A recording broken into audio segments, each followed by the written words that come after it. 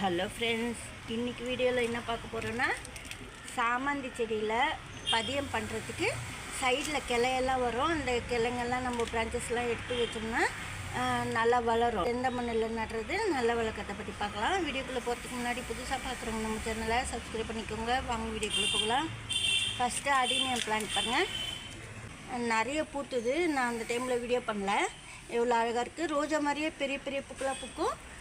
நிறைய பிரான்ச்சஸ் இருக்கும். இது நான் இதில் எருவெல்லாம் ரொம்ப போடல, அதனால பூவெல்லாம் சீக்கிரமாக ஸ்டிப்பாக இல்லாமல் இது போல் சாஞ்சு நிற்கிது. மாற்றணும் தொட்டி, அது போல் இருந்தால் தொட்டி மாற்றிட்டு எரு போடணும். இப்போ பாருங்கள், கனகாம்பரம் பூ எவ்வளோ பூத்துருக்குன்ட்டு.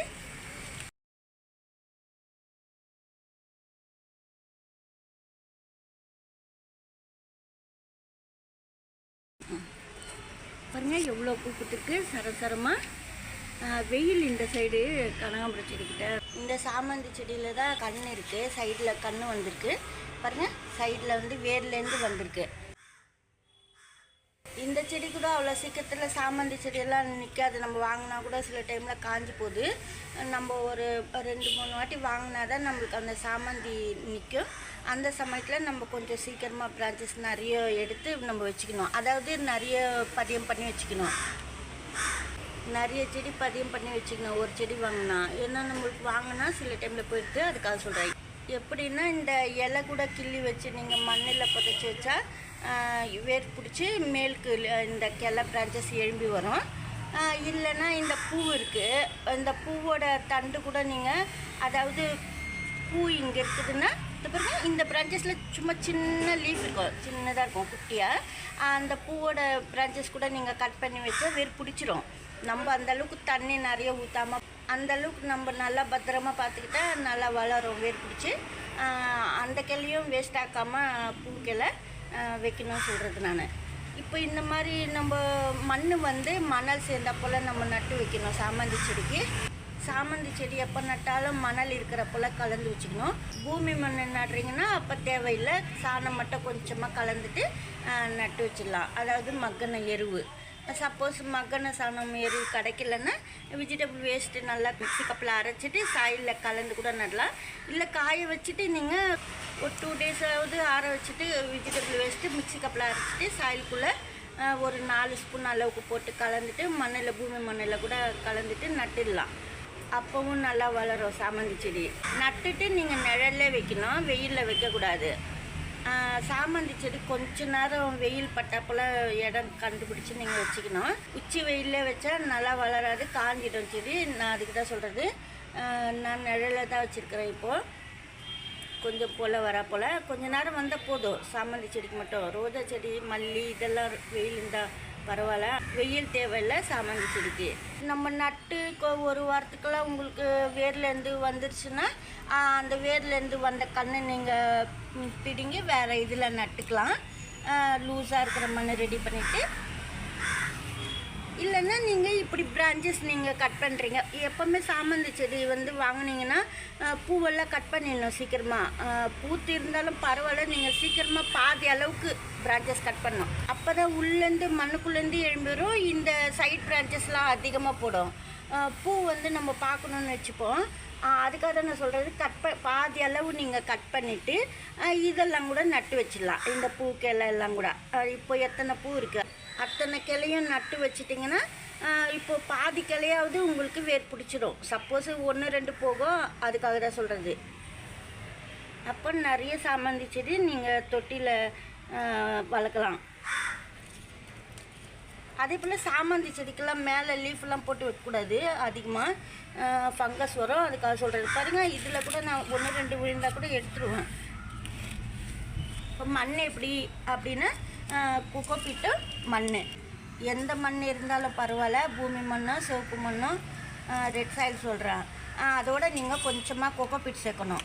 பாருங்கள், இப்போ வெயில் காலம், அதனால தான் நான் கொக்கோபீட் கொஞ்சம் சேர்த்துக்கிறது. நம்ம எந்த கிளைமேட்டுக்கு எப்படி வரும்னு தெரிஞ்சுக்கிட்டோம்னா செடி நல்லா வளர்க்கலாம்.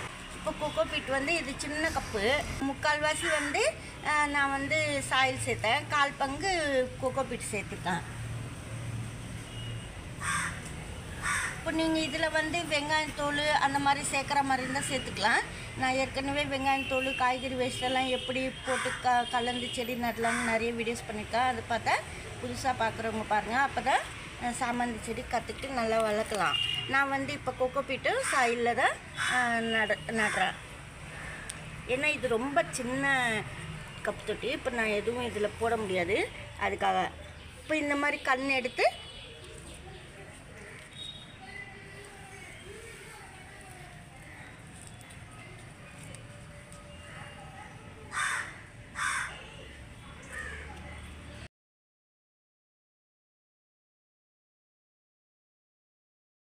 இப்போ இந்த மாதிரி வச்சுட்டு ரெண்டுமே இப்போ நம்ம கலந்து வச்சிட்டோம். மேலுக்கு வந்து நீங்கள் இன்னும் கொஞ்சம் ரொம்ப கம்மியாக இருந்ததுன்னா திருப்பி மண் கொக்கோபீட்டு கலந்துட்டு மேலே இருக்கிற மாதிரி நீங்கள் பார்த்துக்கணும். வெறும் கொக்கோபீட்டே போட்டுக்காமல் சொல்கிறேன் நான். ஏன்னா நிறைய நீங்கள் தண்ணி ஊற்றிட்டிங்கன்னா கொக்கோபீட்டில் வேரெல்லாம் அழுகி போயிடும், அதுக்காக சொல்கிறேன். இப்போ சப்போஸ் நீங்கள் கொக்கோபீட்டில் நட்டிருக்கிற மண் கம்மியாக போட்டு வெறும் கொக்கோபீட்டில் நட்டிருக்க கொஞ்சமாக மண் போட்டுன்னா நீங்கள் 1 வீக் வரைக்கும் தண்ணி ஊற்றக்கூடாது. அதுவே நீங்கள் மண் கொக்கோபீட் சேர்த்திங்கன்னா 3 டேஸ் வரைக்கும் தண்ணி ஊற்றாமல் செடி பார்த்து எப்படி ஃப்ரெஷ்ஷாக இருக்கா, சாஞ்சி இலையெல்லாம் லீஃபாக சோகமாக இருக்கிறது அதெல்லாம் நீங்கள் பார்த்துட்டு தண்ணி ஊற்றிக்கலாம், ஒன்றாகாது, நல்லதாக வருது. ரெண்டுமே சேர்த்து நம்ம நடும்போது இப்போ நம்ம இந்த மாதிரி நட்டதுக்கப்புறமா வெயிலில் வைக்கவே கூடாது. நல்லா 1 வீக் வரைக்கும் நம்ம வச்சுட்டு அதுக்கப்புறமா 1 வீக் கழித்து கொஞ்சம் கொஞ்சமாக வெயில் காமிக்கணும். காலையில் வர வெயில் மட்டும் வச்சு எடுத்துடணும். அப்போ ரொம்ப செடி நல்லா வளரும், அதுக்காக தான். இப்போ வேரில் வந்த கிளை நம்ம பிடிங்கி நட்டாச்சு, தண்ணி ஊற்றிட்டு 1 வீக் வரைக்கும் நிழலில் வச்சுட்டு அதுக்கப்புறமா 3 டேஸ் வெயில் காமிச்சிட்டு அதுக்கப்புறமா நீங்கள் நுனி பிஞ்ச் பண்ணி விடணும் கொஞ்சமாக. அப்போ நிறைய பிரான்ச்சஸ் கிடைக்கும் உங்களுக்கு. அதாவது மேல் பக்கத்தில் கொஞ்சம் கிள்ளி விட்டுட்டிங்கன்னா அந்த கிளை பக்கத்துலேருந்து நிறைய எழும்பி வரும், உள்ளேருந்து எழும்பி வரும், மண்ணுக்குள்ளேருந்தும் பிரான்ச்சஸ்ஸு. அதுக்கப்புறமா நீங்கள் வெயில் காமிச்ச உடனே 1 வீக் நிழலில் வச்சுட்டு நட்டுட்டு அதுக்கப்புறமா 3 டேஸ் வெயிலில் காமிச்சிட்டு அதுக்கப்புறமா நம்ம வந்து இதுக்கு வந்து எரு கொடுக்கணும். என்ன எரு கொடுக்கறதுன்னா வாழைப்பழம் தோல், வெங்காயம் தோல், இந்த மாதிரி இல்லை காய்கறி வேஸ்ட் வந்து தண்ணியில் ஊற வச்சு தண்ணி மிக்ஸ் பண்ணிவிட்டு ஃபில்டர் பண்ணிவிட்டு இந்த சாமந்தி செடிக்கு ஊற்றணும். லிக்விட் ஃபெர்டிலைசராக கொடுத்தா செடிக்கு ரொம்ப நல்லது. ஏன்னா ஃபஸ்ட்டு நம்ம நடுறோம், அதுக்காக நான் அந்த மாதிரி சொல்கிறது. அதே சமயத்தில் இங்கே நீங்கள் கண் எடுக்கிறீங்கன்னா பாருங்கள், புது செடியில் நம்ம கண் எடுத்துருக்கோம். இந்த கண் எடுத்த பாகத்தில் வந்து நீங்கள் அந்த மண்ணை திருப்பி சரி பண்ணணும். ஏன்னா தெரியாதவங்களுக்கு சொல்கிறேன், நான் புதுசாக பண்ணிக்கிட்டு இருப்பீங்க வளர்த்துக்கிட்டு, அவங்களுக்கு சொல்கிறேன். இதில் ஏதாவது காஞ்சி போய் கலர் சேஞ்ச் ஆகிருந்தால் லீஃப்லாம் கூட நம்ம எடுத்துடணும். இப்போது கண் எடுத்த பாகத்தில் நல்லா மண்ணை சரி பண்ணி வைக்கணும். அப்போ தான் திருப்பி பக்கத்து பிரான்ச்சஸில் எழும்பி வரும். அதுக்காக நம்ம அந்த இடத்துல நல்ல மண் கவர் பண்ணிடணும். இப்போ இந்த கண்ணுக்கு நம்ம தண்ணி ஊற்றலாம். ஃபஸ்ட்டு நம்ம நிறைய தண்ணி ஊற்றி விட்டுடணும்.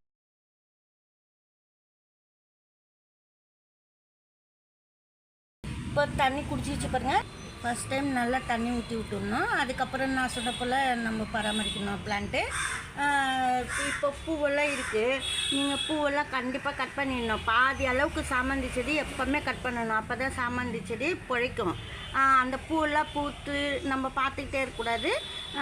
பூ மட்டுமே, இந்த கிளை மட்டுமே கட் பண்ணக்கூடாது. இந்த அளவுக்கு நீங்கள் கட் பண்ணணும். அதாவது இந்த பூ கிளை வர இடத்துல ஃபுல்லாக பாதி அளவு நீங்கள் கட் பண்ணணும். பாருங்கள், ஜெர்பரா பூ பூத்துருச்சு. இப்போ இன்னும் கூட இது வந்து ஃபஸ்ட் டைம் நம்ம பார்க்கும்போது ஃபஸ்ட்டில் பூத்து சின்ன சைஸில் தான் இருக்கும். கொஞ்சம் நாள் ஆக பெரிய பூவாக மாறிடுது. பக்கத்தில் பாருங்கள் மொட்டெல்லாம் கூட இருக்குது, நிறைய பூ பூக்குது. இப்போ ஜெர்பரா பிளான்ட்டு மணல் கொஞ்சம் கலந்தாப்போல் மண்ணில் நட்டோம்னா நல்லா வளரும், நிறைய பூக்கள் பூக்கும். அதே சமயத்தில் நீங்கள் ஜெர்பரா வந்து நிழலாக தான் வச்சுக்கணும். இப்போ கொஞ்சம் ரோஸ் கூட நீங்கள் காஷ்மீர் ரோஸு அப்படியெல்லாம் வச்சுருந்தீங்கன்னா நிழலாக தான் வைக்கணும் சாமந்தி போல். இந்த வீடியோவில் தான். வீடியோ பிடிச்சிருந்தால் லைக் பண்ணுங்கள். நன்றி, தேங்க்யூ.